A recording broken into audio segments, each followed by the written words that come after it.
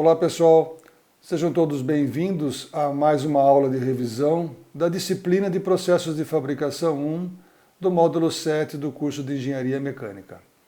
Nesta aula nós vamos rever alguns conceitos sobre o mecanismo de formação do cavaco. Esse mecanismo é bastante importante porque podemos tirar conclusões importantes através dele para o desenvolvimento de arestas de corte diferenciadas das ferramentas, assim como também estudar desenvolvimento de novos materiais para a fabricação das ferramentas de corte. Isso tudo explica para nós a importância do estudo desse mecanismo. Por definição, já vimos que o cavaco é a porção de material da peça retirada pela ferramenta e caracteriza-se por apresentar uma forma irregular. A formação do cavaco é o principal elemento que diferencia os processos de usinagem dos processos de conformação dos materiais.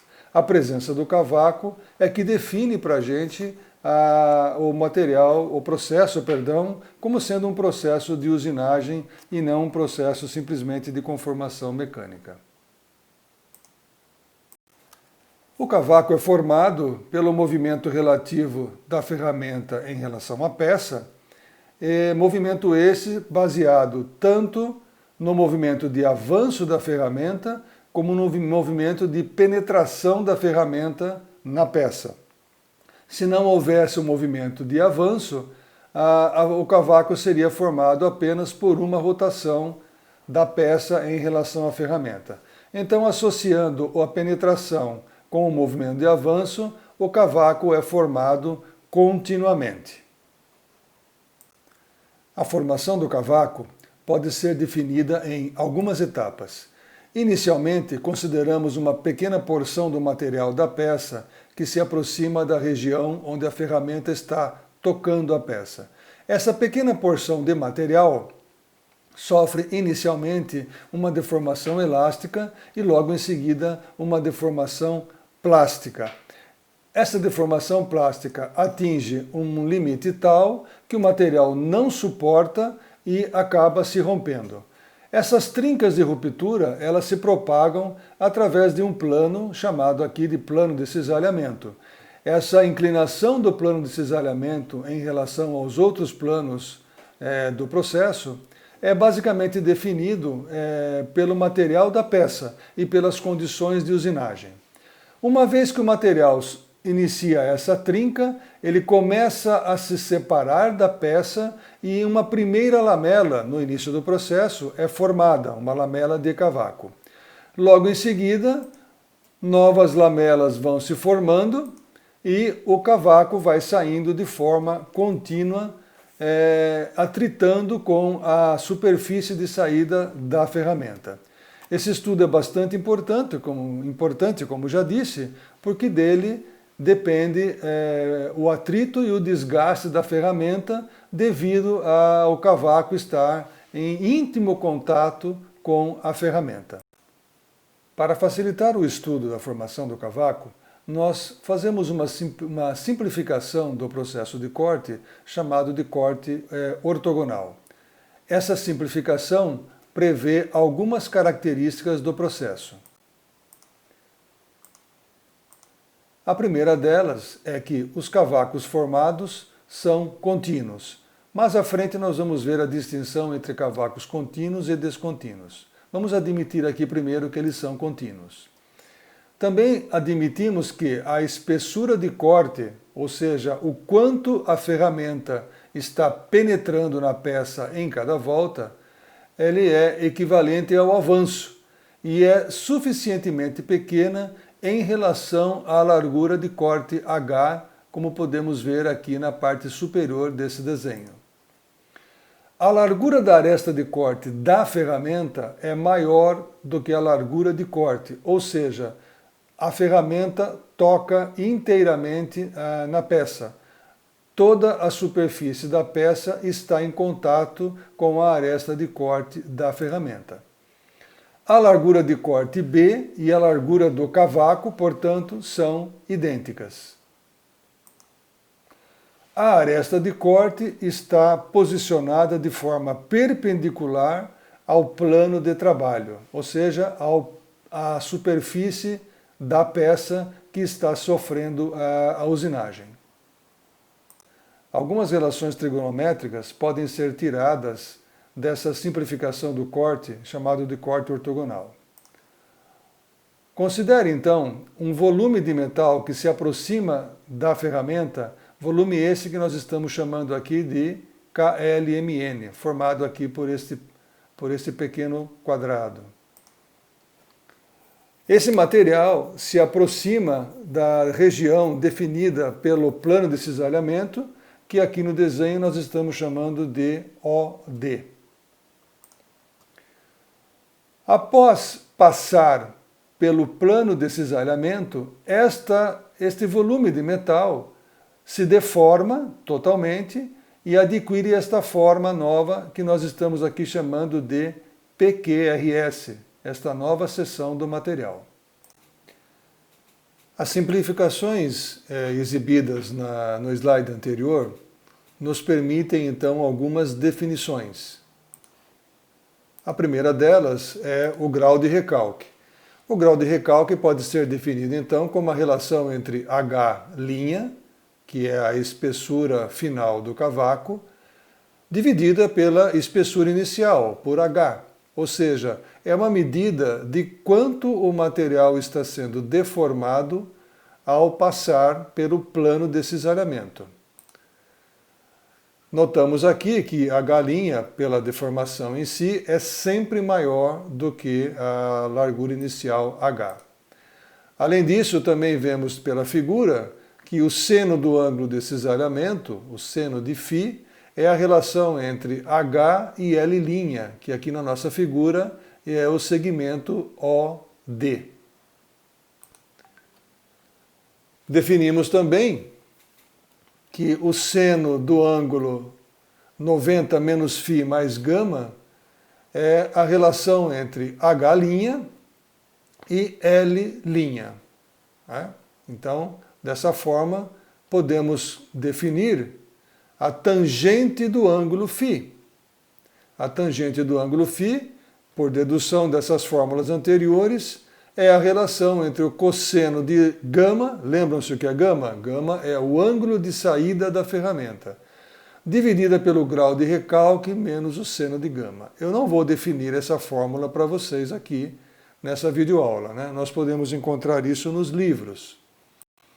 Em sequência, nós vemos que essa relação que nos dá a tangente do ângulo de cisalhamento, ela é função do grau de recalque e do ângulo de saída da ferramenta. Mas, como o ângulo gama é normalmente muito pequeno, entre menos 8 e 20 graus, a dependência maior, então, é do ângulo de cisalhamento em relação ao grau de recalque.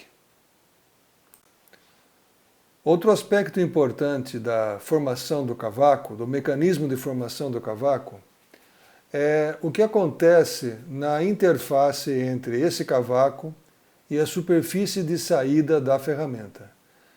Essa análise é extremamente importante porque o principal desgaste da superfície de saída da ferramenta é devido a esse atrito do cavaco saindo da peça e, entre aspas, esfregando, atritando na superfície de saída da ferramenta. É nessa região, marcada aqui por T3 e T4, em termos de temperaturas mais altas, que acontecem os maiores desgastes da ferramenta. Sendo assim, a zona de aderência entre o cavaco e a ferramenta, ela ocorre principalmente por causa das altas tensões de compressão que a ferramenta causa nesse cavaco. O cavaco está saindo da peça e ele está num contato bastante íntimo com a superfície de saída da ferramenta. E as forças de compressão nessa região são extremamente altas. As taxas de deformação do cavaco também são bastante altas, o que acaba aumentando a geração de calor, aumenta a temperatura dessa região. Também a pureza do material da peça em contato com a ferramenta também influencia bastante a ocorrência dessa zona de aderência. Nessa figura, nós também podemos notar que existe uma região do cavaco que praticamente permanece estática, permanece aderida na ferramenta, enquanto que a região superior, por força do movimento de saída do cavaco, está em movimento. Então, entendam que uma região em movimento e uma região que está momentaneamente parada e aderida à ferramenta, então existe aqui um autocisalhamento desse cavaco, dessa porção de cavaco que está em movimento, em relação àquela que está aderida à ferramenta. As condições de aderência são então favorecidas, você evidencia essa aderência com velocidades de corte mais altas, com longos tempos de usinagem, com pequenas diferenças entre o material da peça e da ferramenta. Essas pequenas diferenças implicam no seguinte: quanto mais próximo for em composição de liga de material, o material da peça do material da ferramenta, mais favorecida será a aderência desse cavaco na superfície de saída da ferramenta. Nós vemos aqui então, como eu já havia dito, o cisalhamento do material do cavaco em função de termos uma porção de material que está em movimento e uma pequena porção do material do cavaco que permanece aderida à ferramenta. Passamos agora a analisar o tipo de cavaco formado. Os cavacos podem ser então contínuos, cavacos esses que são mais típicos de materiais dúcteis, materiais que se deformam mais facilmente, como é o caso do aço e do alumínio.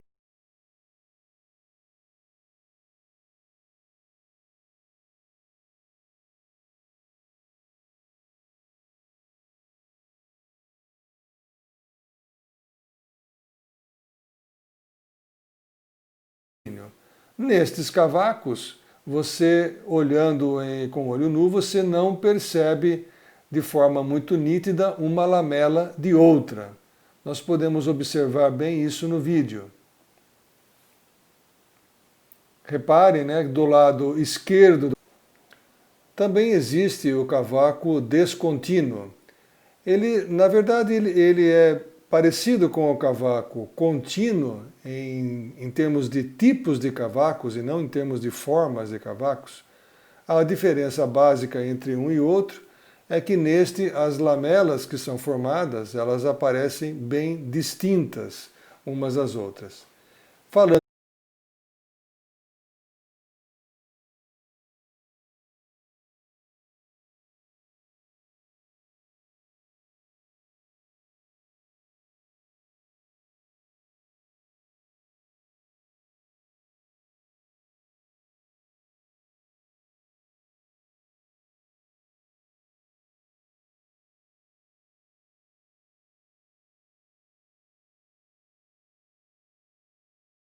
de tipo de cavaco, então não há uma distinção.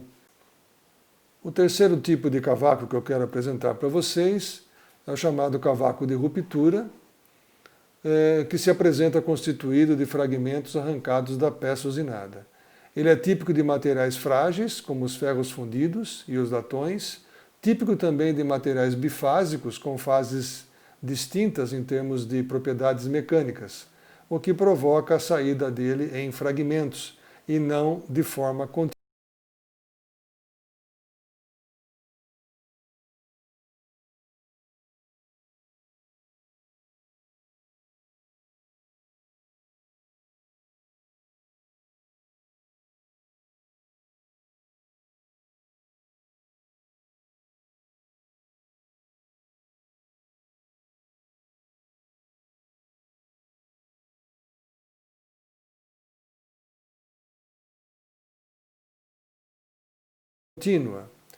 A superfície de contato entre esse cavaco e a ferramenta é reduzida e dessa forma o atrito também é reduzido, desgastando menos a ferramenta. Nos 3 slides anteriores, nós vimos os tipos de cavacos, né? Também vale a pena salientar as formas de cavaco.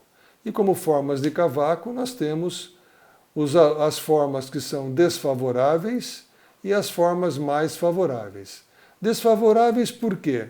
Os cavacos mais longos, eles podem oferecer condições inseguras para o operador da máquina. Podem danificar a máquina, podem danificar a peça, são mais difíceis de serem acondicionados, exibem um volume maior, né? E podem ocasionar problemas durante a usinagem, inclusive em termos de acabamento. Os cavacos menores, ou que saem em formas de hélice, ocupando um volume muito menor, são mais desejados, são mais objetivados em termos de produção. E aqui nós vemos nesse slide a influência dos 2 principais parâmetros da usinagem, né, a profundidade de corte e o avanço, em termos de influência na forma do cavaco.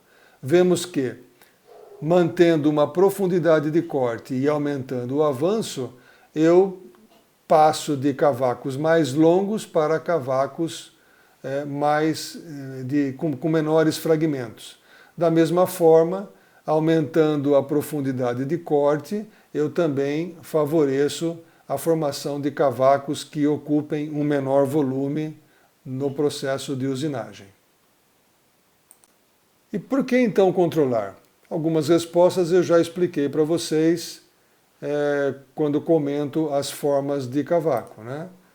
Cavacos longos são cavacos de baixa densidade e alto volume. Eles podem se enroscar nas peças, ou na máquina, ou na ferramenta, podem causar um perigo, podem ocasionar um acidente para o operador, prejudicam o acabamento da peça, podem até quebrar a aresta de corte se eles ficarem presos na superfície da ferramenta, aumentam a força de corte e a temperatura em geral, o que acaba por diminuir a vida útil da ferramenta. E também dificultam o acesso do fluido de corte na região, na interface entre o cavaco e a ferramenta. Como então eu consigo controlar a forma do cavaco? Usando os chamados quebra-cavacos. Esses quebra-cavacos, nas ferramentas mais antigas, eles podiam ser fixados mecanicamente, ou seja, é um dispositivo que você fixa na ferramenta. Eles podem ser usinados quando da fabricação da ferramenta no aço rápido, ou então, o caso mais comum, nas pastilhas de metal duro, eles já são fabricados no formato final, ou seja, a pastilha já é fabricada com o formato do quebra-cavaco projetado para aquela operação. Aqui nós podemos ver então vários tipos de quebra-cavaco. Esses desenhos na pastilha, num primeiro momento poderia parecer um detalhe estético, mas não.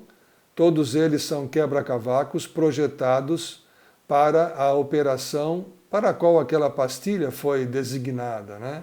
Então nós temos quebra-cavacos dos mais diversos tipos. Ainda nesta aula, nós vamos analisar a geração de calor, a temperatura de corte da operação, que também tem a sua influência na formação do cavaco. Praticamente toda a energia mecânica associada à formação do cavaco, ou seja, a energia proveniente da deformação do cavaco, ao sair da peça e se tornar cavaco, toda essa energia mecânica se transforma em energia térmica, se transforma em calor.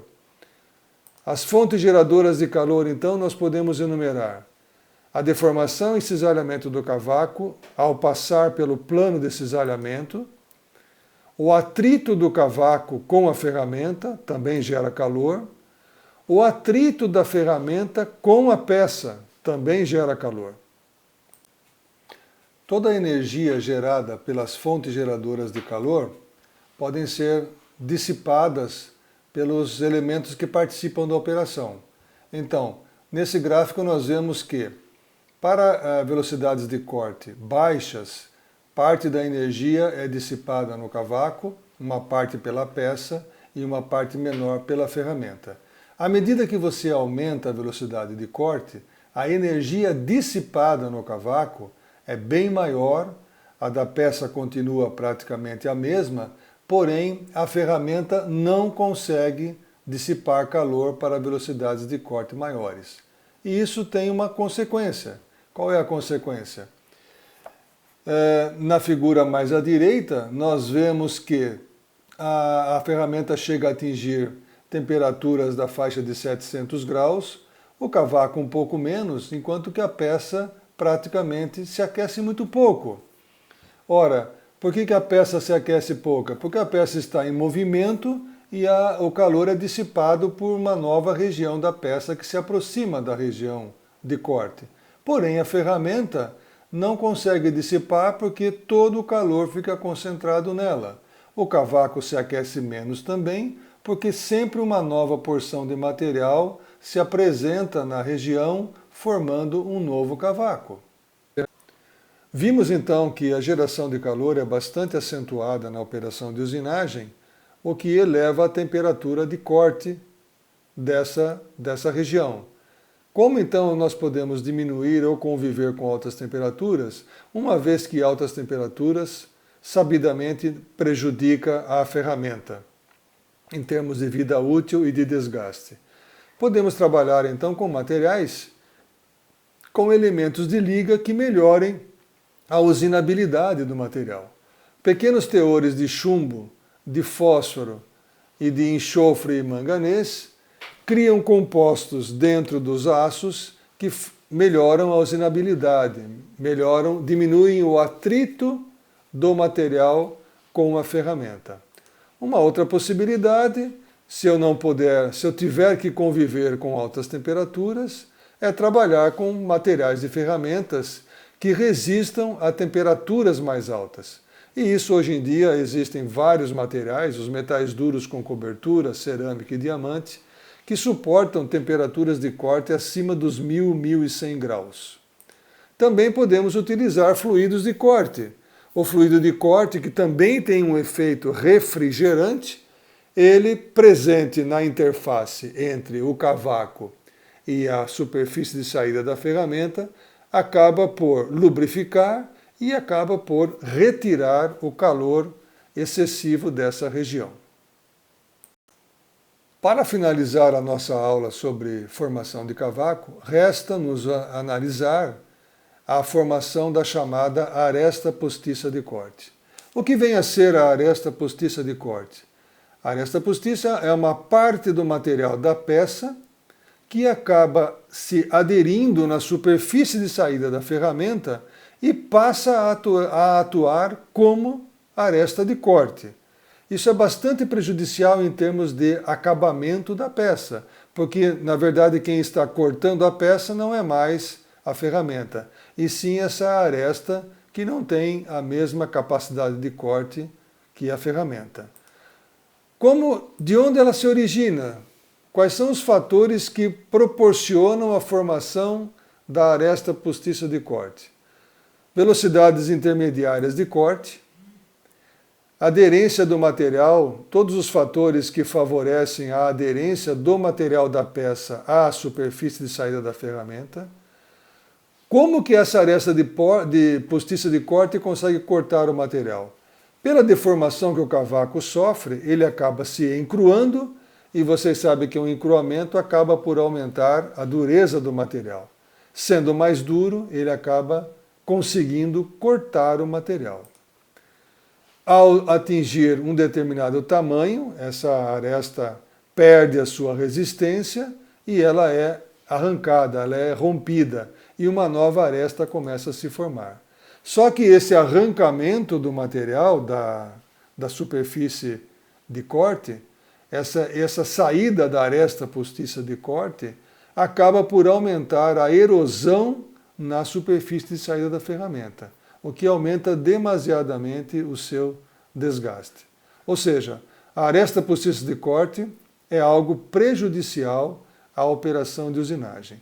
Como ela se forma baseado no encruamento do material, todas as atitudes que tomarmos para aumentar a temperatura na região de usinagem vai favorecer a saída, ou melhor, a não formação da aresta postiça de corte.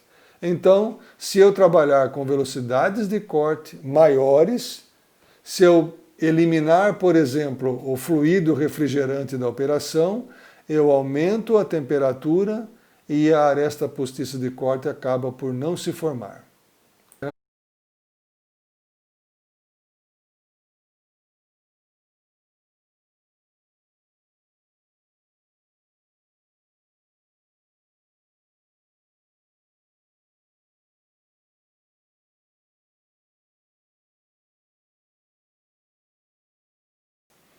Neste vídeo nós podemos ver a formação da aresta postiça de corte. Pessoal, chegamos ao fim desta aula. Foi uma aula de revisão do mecanismo de formação do cavaco. Sendo uma aula de revisão, é uma aula um pouquinho mais rápida. Espero que vocês tenham aproveitado e até a próxima. E como que ela atua como gume cortante? Reparem que quem está cortando o material não é mais a ferramenta, e sim o material que aderiu na superfície de saída da ferramenta, prejudicando violentamente o acabamento da peça. E aqui nós temos um exemplo no vídeo de como esse cavaco é formado. Forma-se um pequeno segmento e não há uma continuidade entre um fragmento e o fragmento seguinte.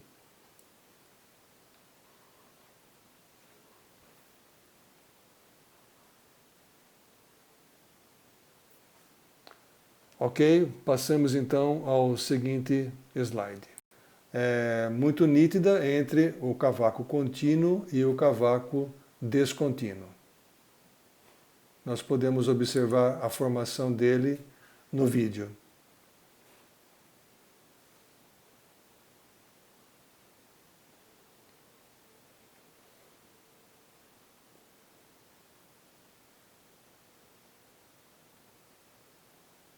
Do cavaco, a região que não está atritando com a ferramenta, com o aumento você consegue distinguir uma lamela, mas a olho nu fica bem mais difícil. Então, estes aqui são os cavacos contínuos.